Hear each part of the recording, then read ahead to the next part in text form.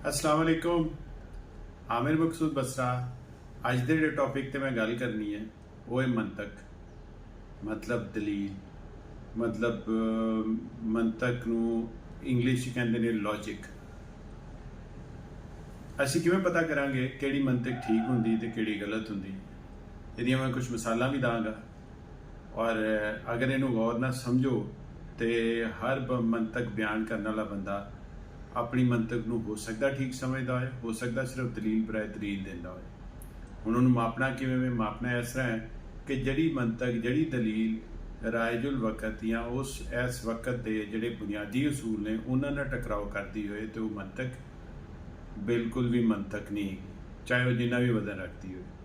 मिसाल के तौर पर मैं अपने ज़ाती दो वाक़े तुहानूं बयान करना, उत्थों तो ही अखज़ करना कि मंतक की हुंदी है और किवें गलत तरीके नाल भी पेश हुंदी है।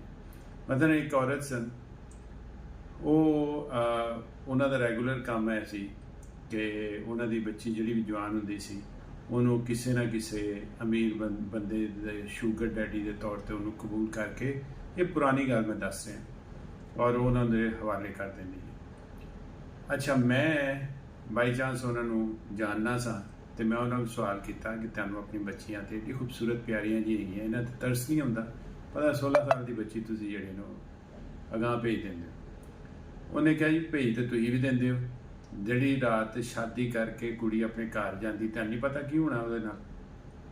मैं चुप हो गया क्योंकि उत्थे हुण बहस करने की जरूरत नहीं सी और ना ही मैं कोई बहस करना चाहना सा। इसी तरह एक शराब पीने वाले दोस्त को मैं पूछा कि यार शराब तो बहुत बड़ा गुनाह है इस्लाम दे विच।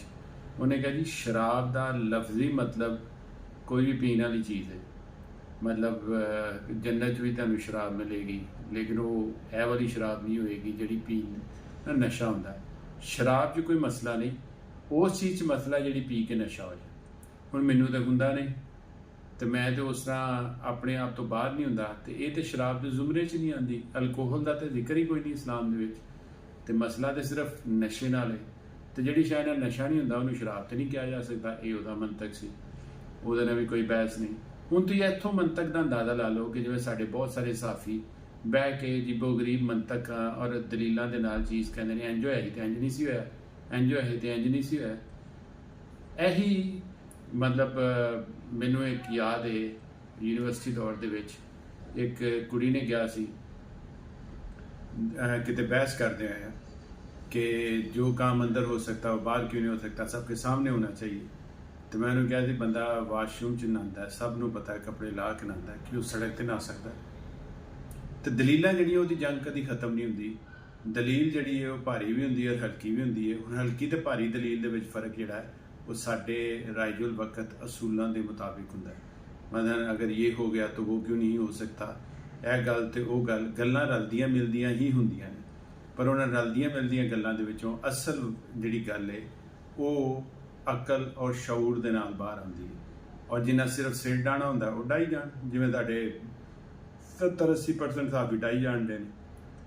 लें जी, ये वाला आर्टिकल ये आपने देखा, ये ग्रे शलवार कमीज के टैब में मकसूद.pk में आपको 6700 में मिलेगा और ये सारा चिकन की तरह एम्ब्रॉयडरी करवा के हम लोगों ने इस कपड़े को, रा फैब्रिक को बनाया है। ये बहुत खूबसूरत आर्टिकल, आपको ज़रूर पसंद आएगा। आप जाएं MAQSOOD.pk पर, मकसूद.pk पर, और अपने लिए और अपने बच्चों के लिए बुक करवाएं। बहुत शुक्रिया, इजाज़त चाहता हूँ। अल्लाह हाफिज़।